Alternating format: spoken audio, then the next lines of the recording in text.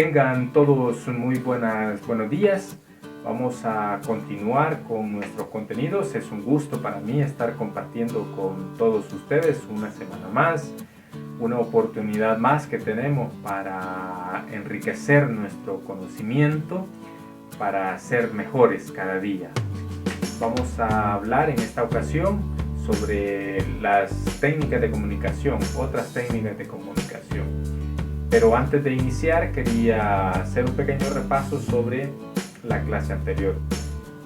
En la clase anterior comenzábamos hablando sobre las diferentes técnicas de comunicación oral que nos van a ayudar, nos van a servir a nosotros dentro del ejercicio de liderazgo. ¿Cuáles son estas técnicas de comunicación? Tenemos la primera, mencionábamos que eran las preguntas. Esa era la primera técnica que nosotros podíamos utilizar. ¿Y en qué consiste esta técnica de las preguntas? Pues simple y sencillamente en eso, en hacer interrogantes, en elaborar interrogantes que se le hacen a la otra persona. ¿Para qué? Con el objetivo obviamente de obtener la información que se busca, la información necesaria que va a enriquecer nuestra discusión o que va a enriquecer el tema que nosotros estamos abordando o lo que nosotros buscamos, ¿verdad? Información nueva que nos va a ayudar a nosotros. Entonces, en esta técnica mencionábamos que hay dos tipos de preguntas: las preguntas inteligentes y las preguntas que no son inteligentes. Y ya mencionábamos algunos ejemplos sobre cada una de ellas. ¿Cuáles son las que nosotros tenemos que buscar? Tenemos que buscar las preguntas que sean inteligentes. Esa era la primera técnica. La segunda era la del diálogo. El diálogo decíamos que es una discusión que se lleva a cabo entre dos personas que conocen sobre el tema. Ese es el diálogo. Una discusión, quizás en algunos casos no entre dos, sino que pueden ser entre más personas, pero que conocen, que tienen conocimiento sobre esa situación, sobre ese tema en específico del que se está tratando, del que se está hablando. Esa es la segunda. Y la tercera era sobre el debate, donde les presentaba una parte de la película que se llama El Gran Debate. Espero que les haya llamado la atención y la hayan podido ver, ¿verdad? Que la buscaron y pues la observaron, la analizaron. Es una película muy interesante. En el debate pues nos ayuda a nosotros a clarificar ideas, nos ayuda también a crear consensos, a sacar conclusiones. Obviamente el debate es un diálogo que existe también entre dos personas, donde nosotros podemos sacar al final de las intervenciones, nosotros podemos sacar nuestras conclusiones. Entonces es un diálogo donde vamos a discutir ideas, posturas y donde vamos a establecer al final conclusiones a las cuales nosotros hemos llegado. Pues hasta allí nos habíamos quedado. Esas son las tres técnicas que hemos visto en esta clase anterior. Ahora vamos a hablar sobre dos técnicas más que también nos van a ayudar a nosotros para nuestro ejercicio, ¿verdad? No estamos hablando de un ejercicio de liderazgo en un círculo pequeño. Puede ser que cuando estemos ya en nuestro trabajo, o puede ser que cuando estemos en la universidad nos pidan a nosotros que dirijamos el foro o que creemos el ambiente para una mesa redonda o que seamos los moderadores de un debate. Entonces tenemos que conocer, tenemos que saber cuáles son nuestras funciones y qué es lo importante de esta técnica para así desarrollar mejor ese contenido o ese tema. Pues bien, vamos a hablar del foro en este caso y sobre la mesa redonda. Así que vamos a comenzar con la mesa redonda. La mesa redonda la vamos a definir como una discusión ante un auditorio por un grupo seleccionado de personas. ¿verdad? En este caso, obviamente, bajo la dirección de un moderador. Entonces, la forma de discusión que se genera o la forma de diálogo que se va a dar en la mesa redonda es de una conversación. A los panelistas o a los integrantes de la mesa redonda, obviamente, en función del moderador, no se le permite en este caso discursos ni tanto al integrante, al que está exponiendo, o al moderador. Ninguno de los dos puede generar ciertos discursos. No es así como en el debate, que en el debate sí se pueden extender, pueden dar su aporte. En cuanto a eso, obviamente tiene una estructura muy diferente, pero sí se podría hacer en el debate, no así en la mesa redonda. No pueden haber discursos en la mesa redonda. Es una discusión que se está teniendo, que se está llevando a cabo, entonces no pueden generarse los discursos.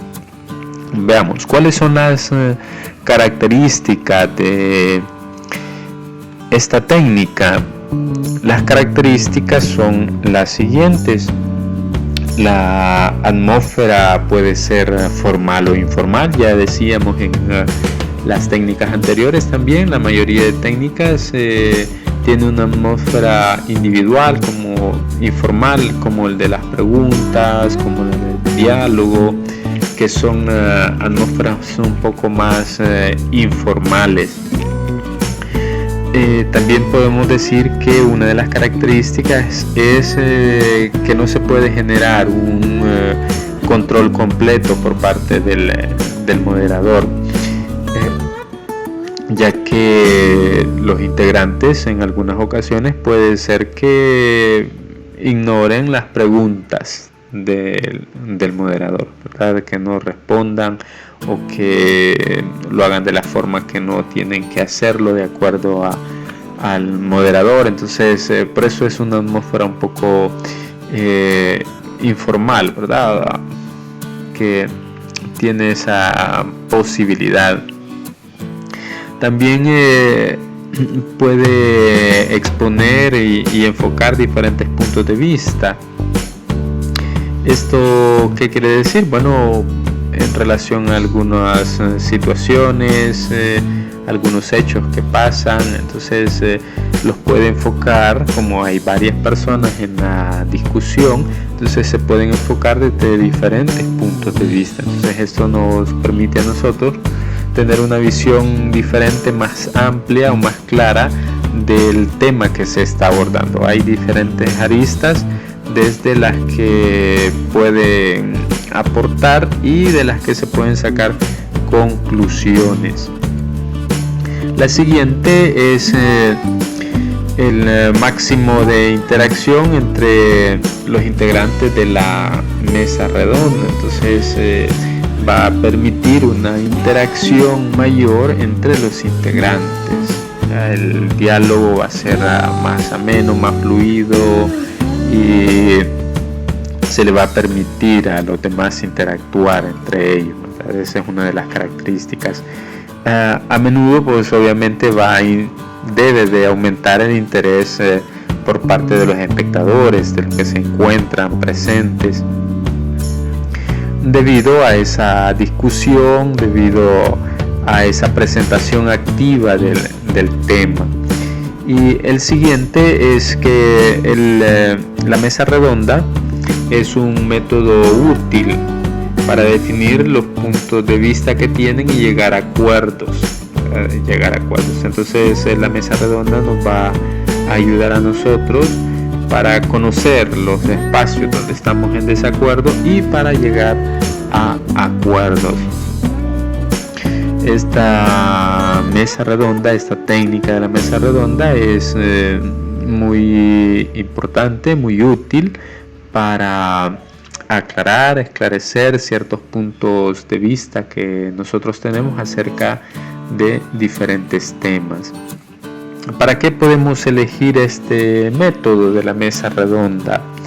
Bien, entonces lo podemos hacer cuando nosotros queremos crear una atmósfera un poco informal para comunicar o para discutir un tema en el grupo.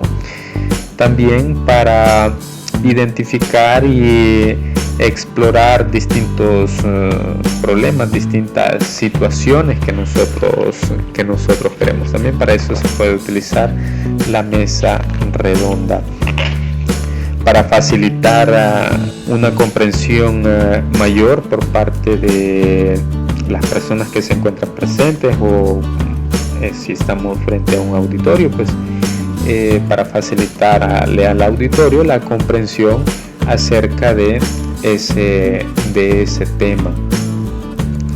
Nos va a ayudar a nosotros a pensar también en las ventajas y las desventajas de esa situación por las cuales nosotros estamos pasando. Acuérdense que hay varios participantes, entonces si hay varios participantes hay diferentes puntos de vista, y eso nos ayuda a encontrar desventajas y ventajas en cuanto a esa situación.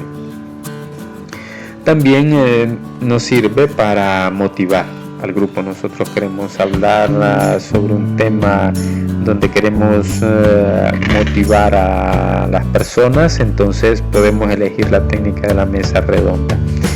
Y la última es también nos ayuda a nosotros como para enfrentar un tema polémico, un tema que nosotros queremos que se llegue a la discusión, y no solamente fomentarlo, enfrentarlo, sino también estimular a los miembros para que puedan resolver esa situación conflictiva. Eso nos puede ayudar a nosotros bastante cuando nos encontramos en alguna situación, en algún problema, en algún conflicto, donde necesitamos que las personas enfrenten esa situación. Entonces podemos utilizar esta técnica de la mesa redonda para tratar de resolverlo. ¿Cómo vamos a emplear este método? Pues veamos algunos aspectos sencillos. El primero es que debemos de tener claro en nuestra mente, debemos de tener muy claro los objetivos de esa técnica. En este caso, los objetivos de esa reunión que nosotros tenemos. Debemos de tenerlos muy claros, y obviamente tenemos que saber seleccionar los objetivos, las metas por las cuales nosotros estamos haciendo esa reunión para emplear esa técnica. El segundo es considerar los medios alternativos que pueden emplearse para alcanzar ese objetivo que yo busco, ¿verdad? El que tengo presente. El tercero, obviamente tenemos que seleccionar un tema que sea oportuno y que sea significativo para nosotros. No vamos a utilizar la técnica y vamos a buscar un tema que no tenga ningún significado, que no tenga ninguna incidencia. Entonces eso no le va a ayudar, no va a motivar a las personas, sino que al contrario les va a desmotivar. Y el último, que obviamente lo hacemos antes de preparar, ¿verdad? Cómo vamos a emplear esta técnica, tenemos que prepararlo mucho antes. Entonces para eso tenemos que saber seleccionar los integrantes, ¿verdad?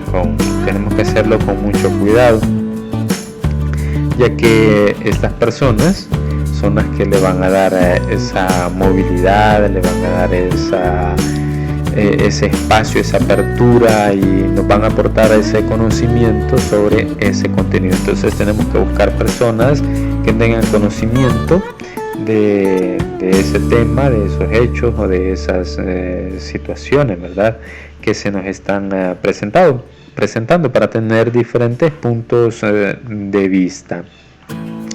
Pasamos a la siguiente técnica, que es sobre el foro. Obviamente el foro aquí en nuestro país, lastimosamente nosotros no escuchamos mucho otros tipos de foros, sino que escuchamos solamente lo que está relacionado con el cine, pero no es exclusivo para el cine, ¿verdad? Para las películas escuchamos siempre cineforo. Entonces lo relacionamos siempre con ese aspecto, pero no está relacionado solamente con el cine, sino que hay otros aspectos también con los que se puede relacionar.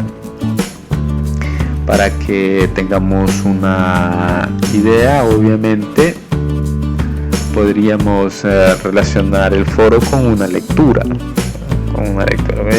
Ya lo vamos a ver. Entonces veamos las partes que tiene el foro para desarrollarse o para prepararse. La primera parte, pues obviamente el profesional que se encuentra al frente o la persona que se encuentra al frente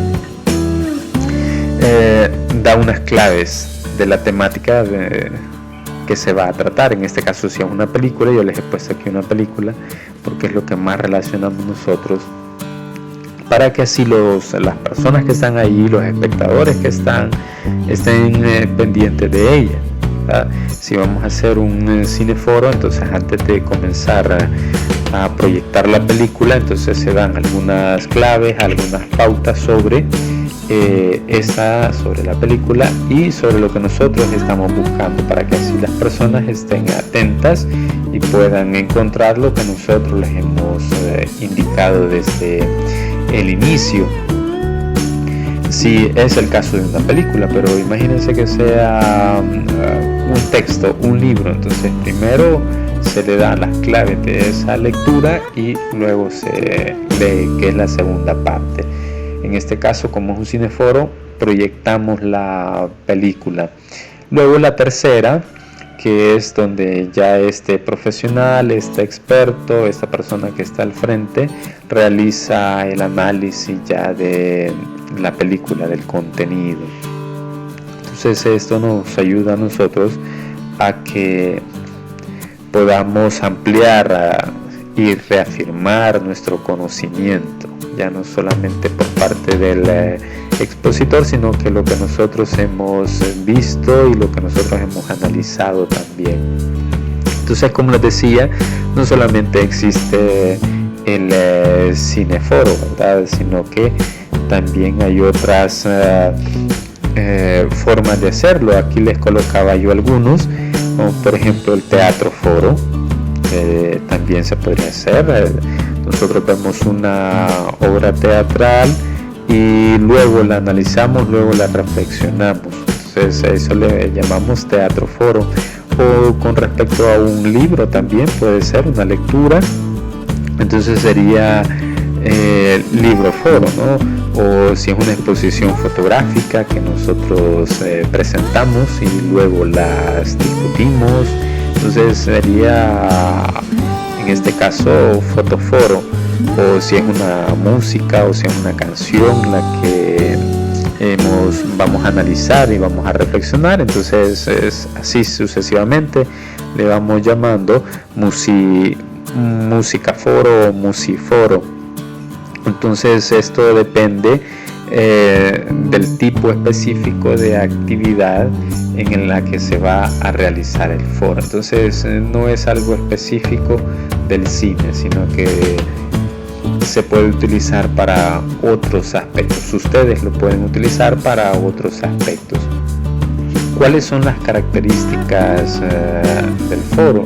Bueno, en este caso nos permite a nosotros tener una libre expresión de ideas y opiniones. Nos va a permitir también la discusión de cualquier tema. Nosotros aquí, como les decía anteriormente, podemos abarcar cualquier tema que nosotros querramos con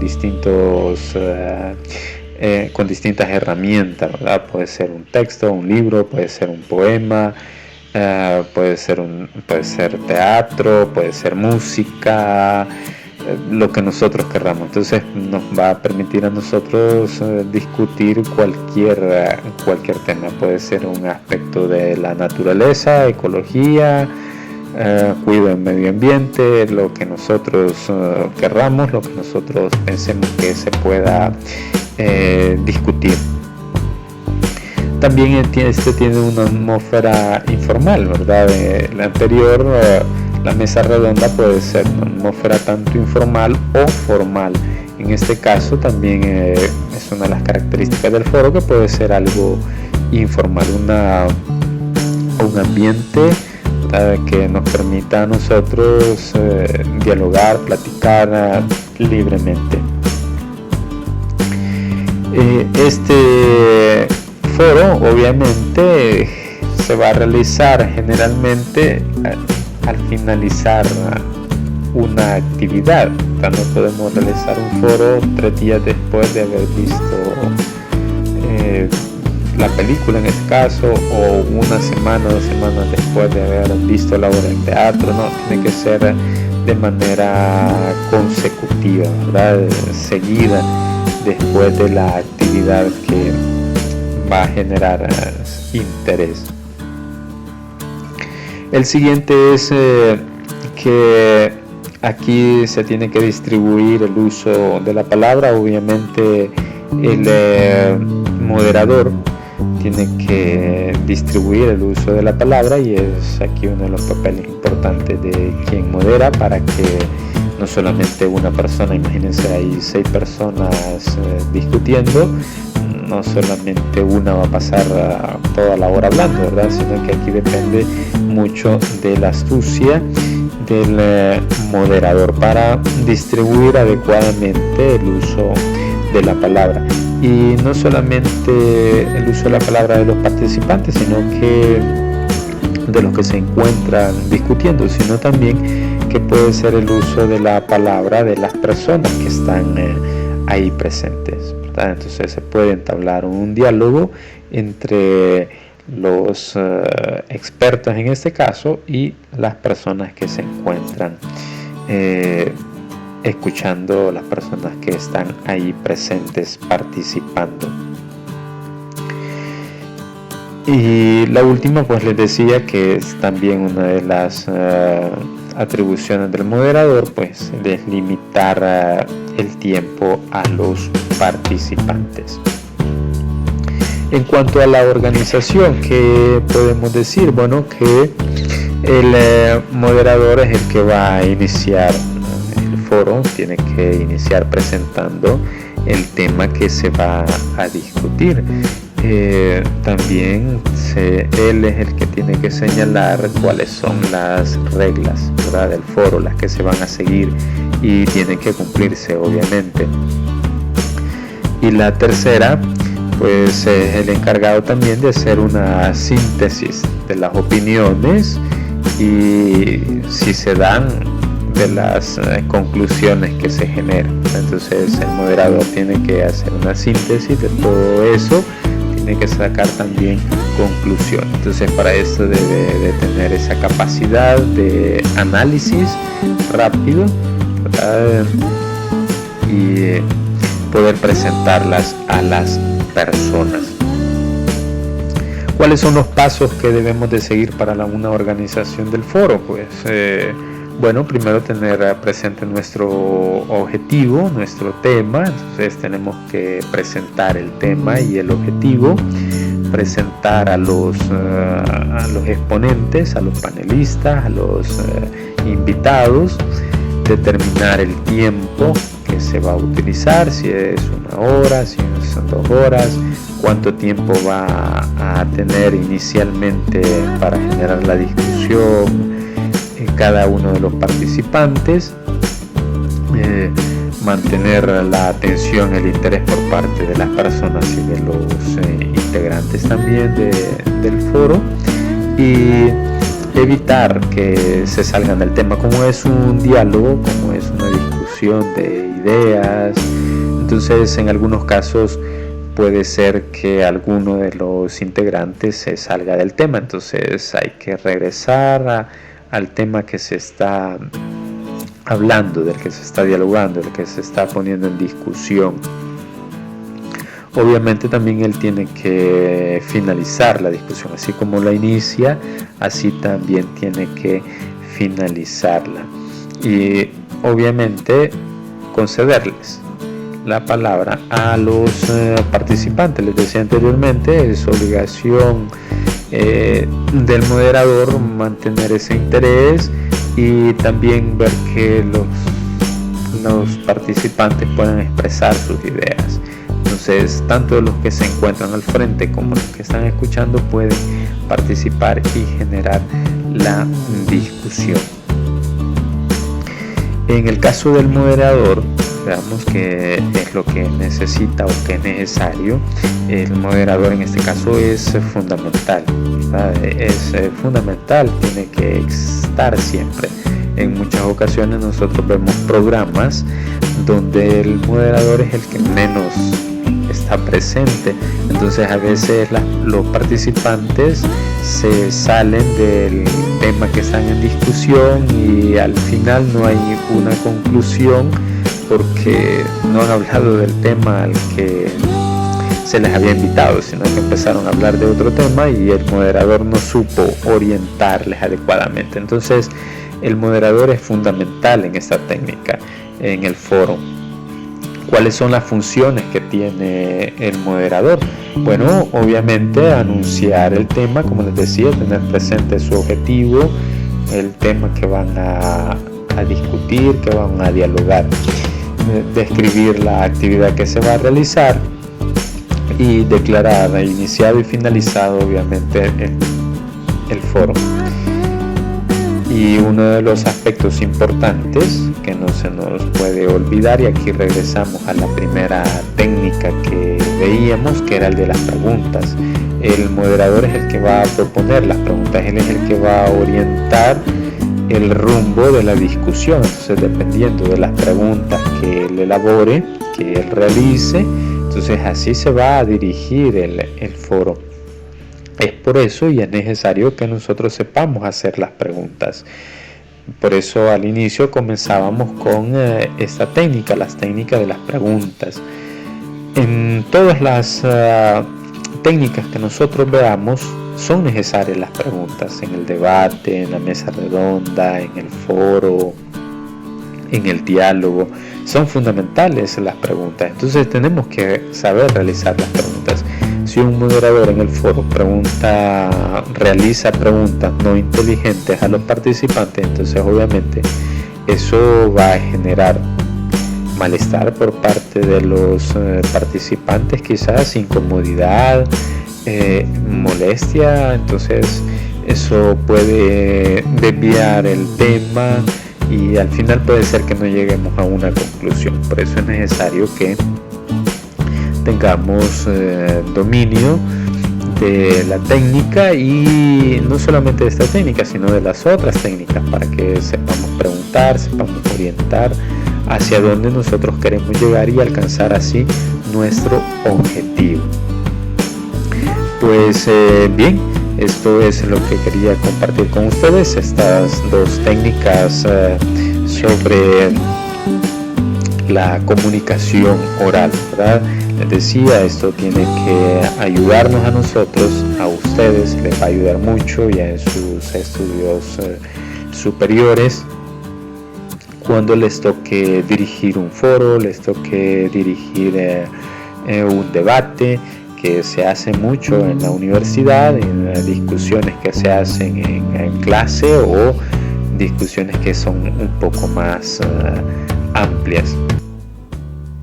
Pues bien, esas son las dos técnicas que quería presentarles en esta ocasión. Espero que sea comprensible. He tratado de hacerlo lo más sencillo posible para que no tengamos ninguna dificultad. Ya nos estamos acercando cada día más a nuestras evaluaciones, a las dos evaluaciones que tenemos, a el control de lectura de la obra de la biografía de Martin Luther King, Un corazón libre. Espero que les esté gustando, que les llame la atención. Y la evaluación final, ¿verdad? El examen. Entonces, espero que estén estudiando, que se estén preparando, no solo en esta asignatura, sino en todas las asignaturas que ustedes poseen, que ustedes tienen.